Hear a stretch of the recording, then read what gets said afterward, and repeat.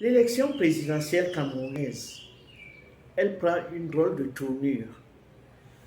Elle prend une tournure parce que le Cameroun est devenu un grand amphithéâtre de droit où les professeurs se donnent des coups de poing et où le débat politique est totalement évacué de la scène.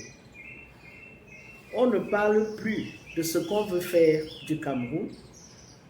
On ne parle plus des projets de société, mais on se perd dans l'immensité des méandres de droit. Je crois que cette tendance est plus ou moins voulue. Seuls les spécialistes du droit doivent parler de l'élection présidentielle.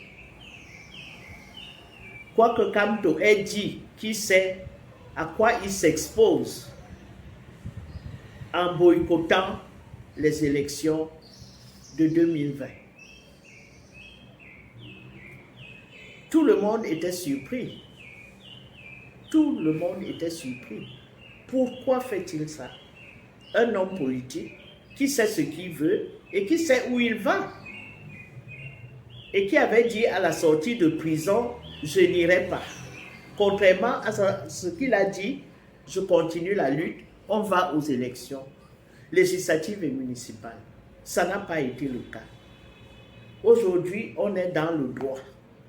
Tous les jours, on fait le droit. Ça ne veut pas dire qu'on évacue la question de droit pendant les élections. Mais ce problème devient si crucial qu'à 5 mois, personne n'a parlé des projets de société des prétendants à la magistrature suprême. Ce qui est quand même étonnant.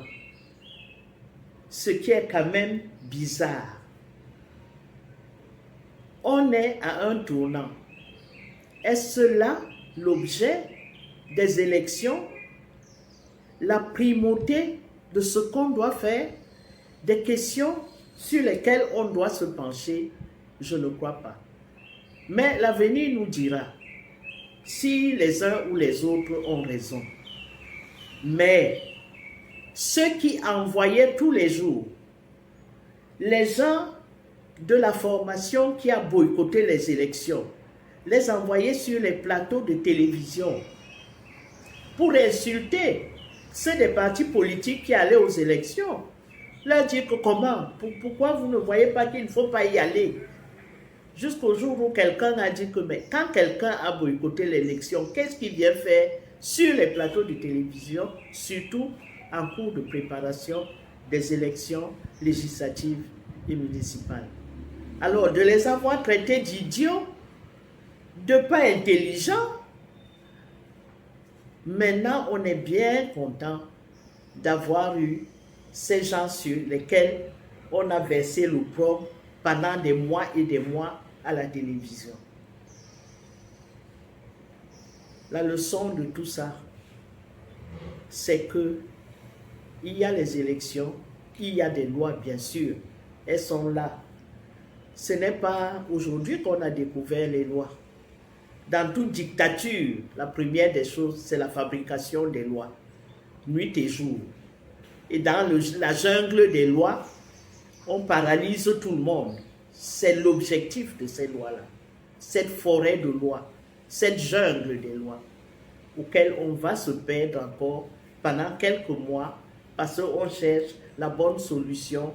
Qu'est-ce qui doit être fait, qu'est-ce qui ne doit pas être fait? L'élection présidentielle, c'est d'abord quel projet de société. Nous sommes à la croisée des chemins. Il faudra redresser le pays. Et qu'allons-nous faire pour redresser ce pays? Alors pitié, quand on a fini, quand on est sorti des amphithéâtres, des facultés de droit, penchons-nous un peu sur les idéaux, les idéologies et qu'on sache ce que chacun veut faire et comment compte-t-il le faire.